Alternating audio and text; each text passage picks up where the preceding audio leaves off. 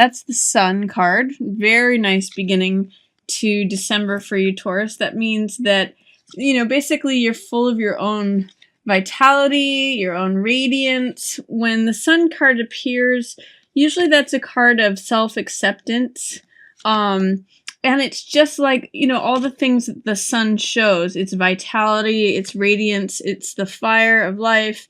It's got all those sunflowers depicted in the card.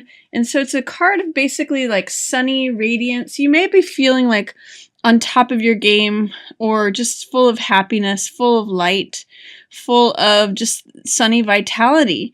So if you are experiencing that at the beginning of December, just enjoy it.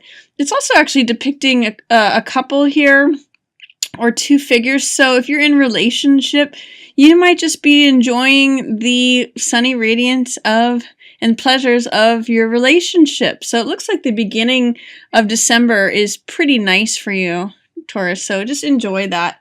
It looks like this light is putting a glare, so I'm going to move that light back a bit. Then it looks like you also have, this is confirming that relationship. Two of Cups is an exchange of hearts. So it's basically saying that relationship is favored right now. It may be that you are just, you know, again, enjoying the sunny radiance of a relationship. If you're in the relationship, it's just a nice time to enjoy it. If you aren't in a relationship, it shows that by just shining forth your natural radiance, you may attract this. And your relationship dynamic is really favored at the beginning of December. So it's sort of like putting a spotlight on it. That sun has the same effect of a spotlight. We see that with Leo, which the sun represents. And it's spotlighting, highlighting relationships. And they're all in the upright position, so it's all really favorable. So just enjoy time with your partner. Or if you're not in partnership, enjoy, you know, friendships, or enjoy, just shine forth your natural radiance, and there may be something that attracts a partner to you. Opening of December looks good, Taurus. At the beginning of the month too, it looks like there may be something in which you're having trouble envisioning something. You're having trouble envisioning what you want your life to be like, and therefore it's making you a little bit paranoid or a little bit wary about things. This Nine of Wands is the survivor card. It's someone who keeps getting knocked down and getting back up. And this Three of Wands is the visionary.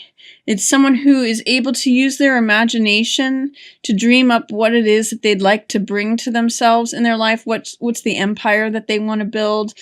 Because this is in reverse, it's telling me that there may be some block for you in terms of using your imagination to envision what it is that you want to bring to yourself.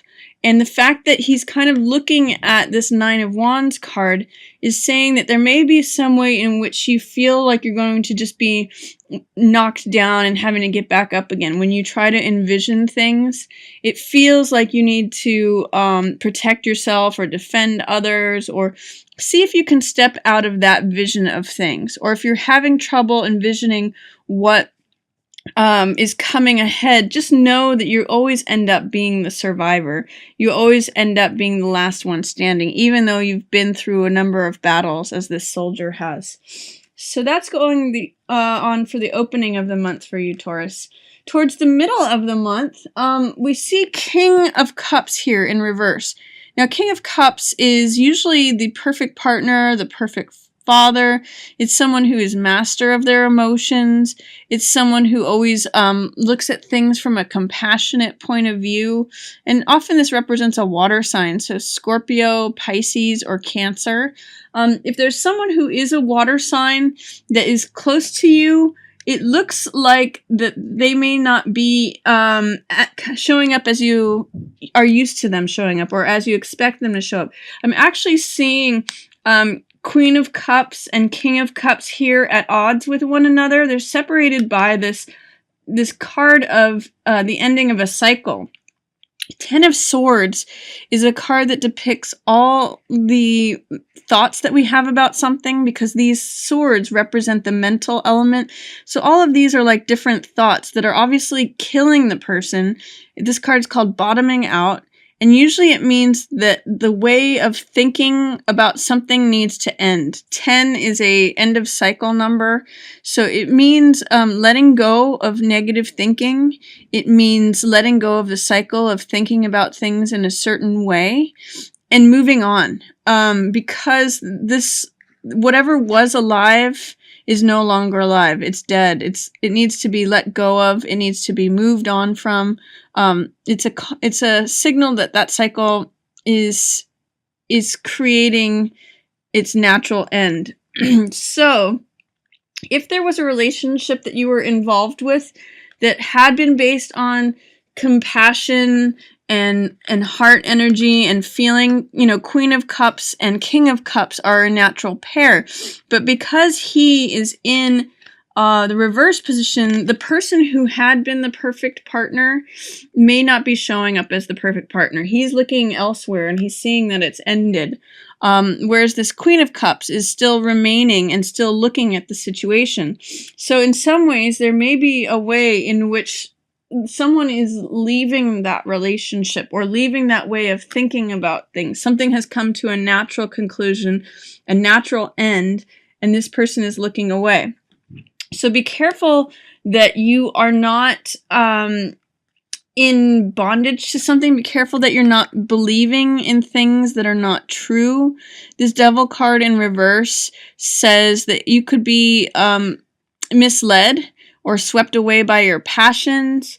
It says you might actually be believing things that are not true because it's under the surface. It's being held below. You're not seeing that it's actually like an addiction. Or Devil card usually shows up when there's things that we succumb to that are actually less than ourselves, but we give them more power over ourselves. Things like addiction, things like gambling or sex addiction, or, you know, shopping addictions, or however it shows up, food addictions, however it shows up for you. It's usually things that take control over of us. It can even be, you know, obsession in a relationship. And then we're not seeing how we're giving our power away. So the fact that this is in shadow, in suppression, says that it may not even be coming up to the surface. You may not even be aware of it on a conscious level. So be aware in the middle of the month that you are looking at things as they are, that you're not turning yourself over to passions, obsessions, addictions that you're not aware of, especially in relation to this dynamic. You may even be seeing that this is a couple in front of you that is coming to some sort of end or cycle here. I also see that there is King of Rods in reverse. King of Rods is normally a very bold, charismatic, vibrant King of Fire who does things in his own unique way and his own eccentric way. So he's usually very confident, very original. And if you're not feeling that towards the end of the month, or if there's someone that you are having difficulty with towards the end of the month, see if you can just bring your own vitality to it, your own originality, your own uniqueness, because this is really a month for you to shine. It's opening up with the sun. These could even be like two different managers or bosses that you're having to contend with. Usually kings have some sort of authority over something, so it could be like a landlord, it could be a boss, it could be a partner, it could be someone who just controls or maintains a domain, has an authority or presence in relation to you in some way. And it could be that they are just at odds with you right now. This could be two family members, like, you know, two different grandfathers. So whatever's going on with them, they're not seeing things in an upright way.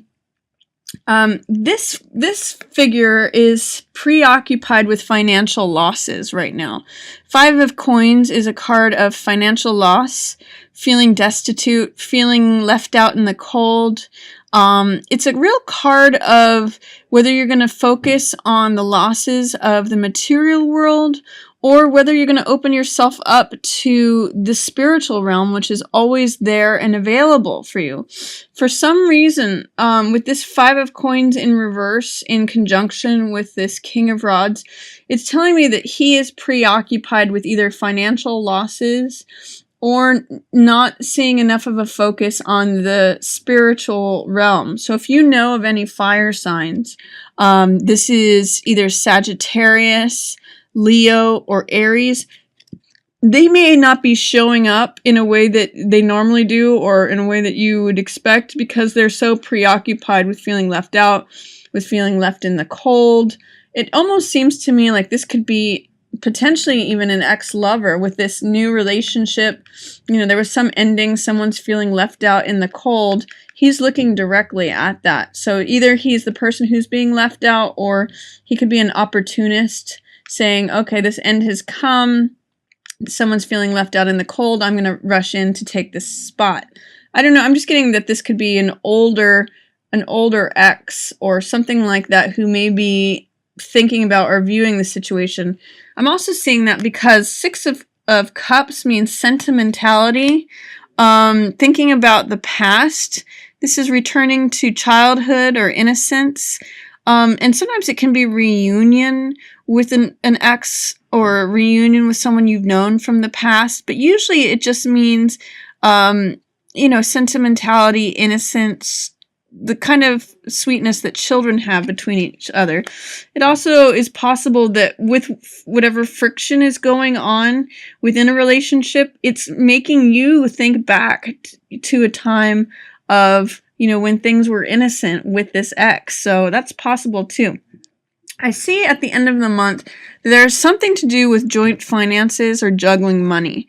When Two of Coins is in reverse, it means that there may be a way that you're having to divide your time up between different projects, or you're having to divide your money up between different things, like you're having to set aside money, like they say when you rob Peter to pay Paul, where you just have enough to cover your bases. This is juggling, or it could be juggling time. So you're trying to juggle work and personal life, or it's feeling like you need to juggle things, have time allocated for different projects that you're working on. It kind of can feel sometimes like you're spread a little bit thin.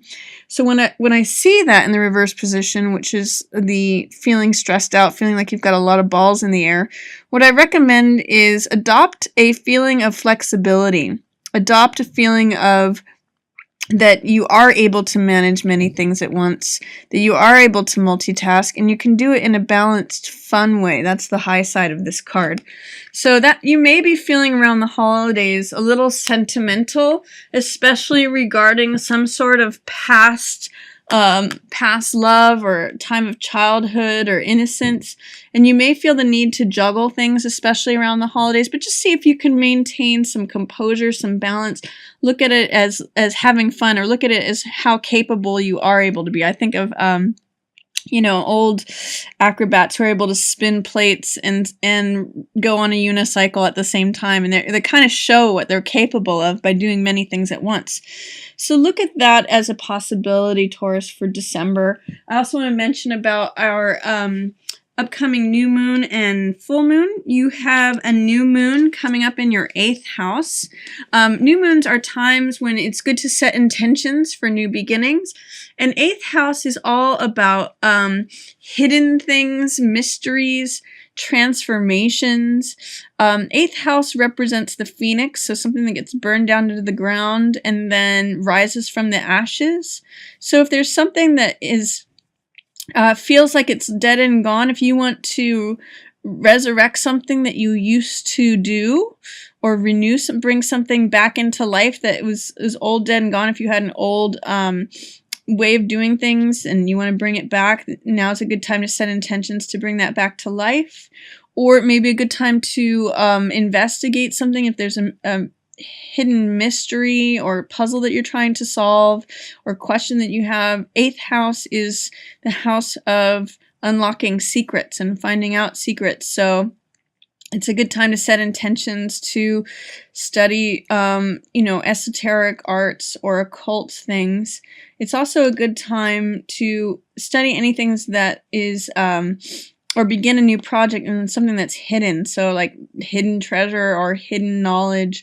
It's a good time where you can set intentions to uncover that. If something's been eluding you for a while, you may come to know hidden knowledge over the next 6 months.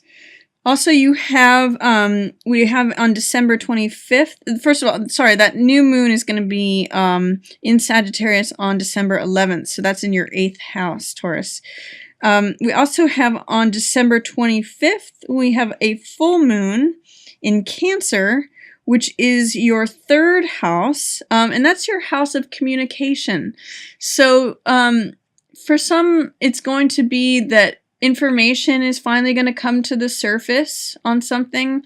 Full moons are when things culminate, when things come to climax, when things come to fullness, when things come to the surface. And Gemini is the ruler, that's 3rd house energy. Although it's in Cancer, it's the 3rd house is natural house of Gemini. So that's information and communication. So some information may get communicated to you. You may finally be able to communicate to someone else something that you've been trying to get through. That information finally comes to the surface. You finally get to speak with that person. You finally get to express something. Whatever is in terms of information or communication, something is coming to fulfillment, fruition, climax, completion, or coming to the surface. Something that's ready to be released at that full moon, or right around Christmas, December 25th. So that's my reading for you, Taurus. I hope you enjoyed it. As always, I love responding to comments. So if you have any questions, feel free to put those in the comments below. And then feel free to share this on any platform that you like, or subscribe. Thank you so much for watching. Yours in the stars.